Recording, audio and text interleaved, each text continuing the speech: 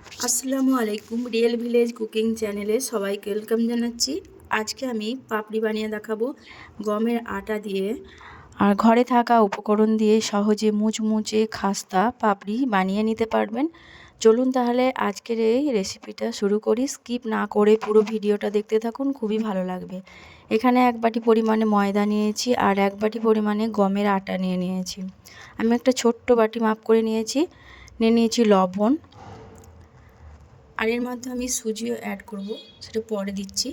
দিয়ে দিচ্ছি এখানে লাল লঙ্কা গুঁড়ো, হলুদের গুঁড়ো 1/2 চামচ করে, দিয়ে দিয়েছি ভাজা জিরে গুঁড়ো, দিয়ে দিয়েছি কালো জিরে 1/2 চামচ, চাট মশলা দিয়ে দিলাম, জোয়ান,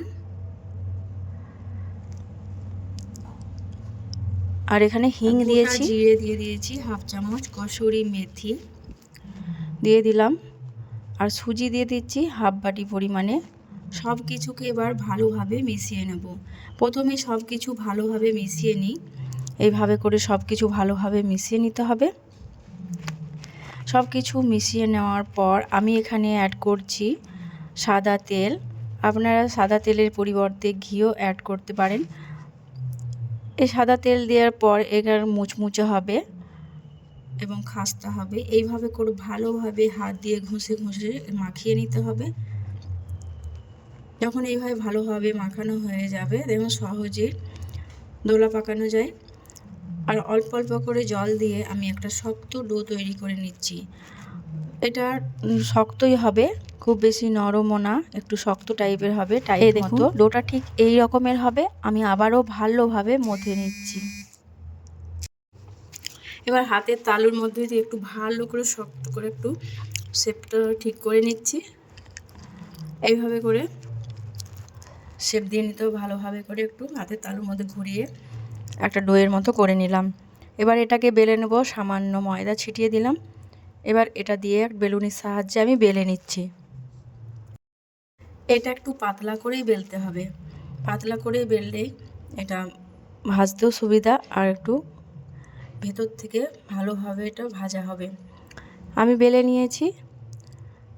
এবং কতটা পাতলা আমি করেছি সেটাও আপনাদেরকে দেখিয়ে দেব। এই দেখুন ঠিক এই রকমের হবে।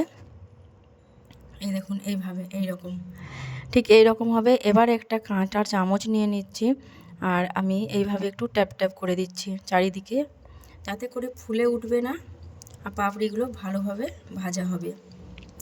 এইভাবে করে একটু ট্যাপ ট্যাপ করে দিলাম চারিপাশে। আপনি যখন এগুলো ভাজবেন দেখতেও ভালো লাগবে।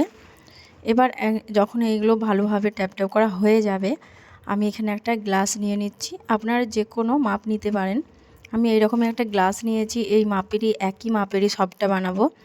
এইভাবে করে আমি লুচির থেকে একটু ছোট সাইজে করে নিয়েছি। সব কটাই আমি এক এক করে নিচ্ছি। আর বাকি যে কটা অংশ থাকবে বাকিটা আমি আবারও বেলে নেব, আবারও বানিয়ে নেব।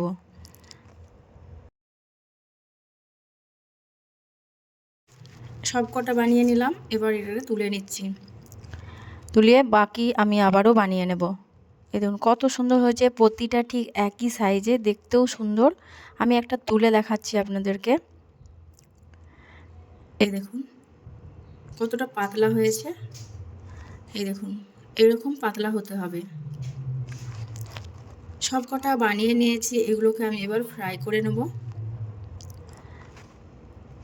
প্রতিটা দেখতে কত সুন্দর লাগছে, খেতেও কিন্তু অসম্ভব টেস্টি হয় এই পাপড়িগুলো।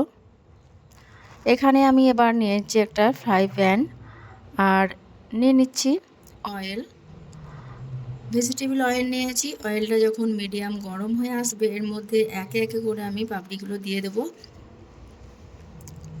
অয়েলটা গরম হয়ে গেছে, একে একে করে দিয়ে দিচ্ছি। সব কটা একে একে করে চারিপাশে আমি দিয়ে দেব।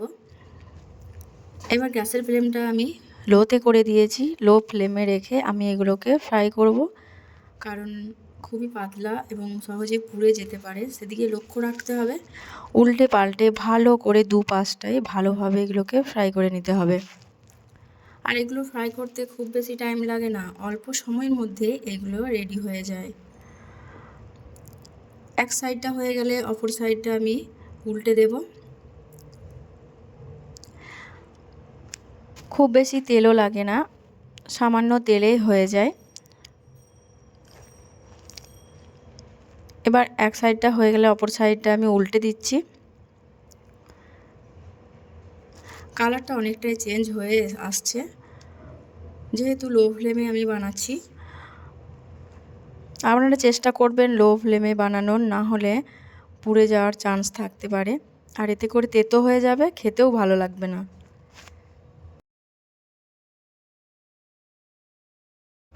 এই দেখুন কালারটা অনেকটা চেঞ্জ হয়ে এসেছে। এগুলো ফ্রাই করা হয়ে গেছে, আমি এবার তেল ঝরিয়ে আমি তুলে নিচ্ছি। প্রতিটা আমি তুলে নেব। এখানে গ্যাসের ফ্লেমটা আমি লোতে রেখেছি। সব কটা তুলে নিয়েছি, আর বাকিগুলো যে কটা আছে একে একে করে সব কটাই আমি ফ্রাই করে নিচ্ছি। এগুলো কিন্তু ফ্রাই করতে খুব অল্প সময় লাগে। আমি সব কটা ফ্রাই করে নিয়ে একটা প্লেটের মধ্যে নিয়ে নিয়েছি। এই দেখুন কতটা সুন্দর হয়েছে, খুবই ক্রিস্পি এবং মুচমুচে। এগুলো খেতে কিন্তু খুবই ভালো লাগে। এই দেখুন ঠিক প্রতিটা ঠিক একই সাইজের। কসুরি মেথির স্বাদ খুবই সুন্দর আর খেতে অসম্ভব টেস্টি লাগে। এর মধ্যে জোয়ান আছে, জোয়ানের স্বাদটা আপনি যখন কামড় দেবেন এর স্বাদটা অসাধারণ লাগে। ওপর থেকে চাট মশলা, লাল লঙ্কা গুঁড়ো আমি ছিটিয়ে দিচ্ছি।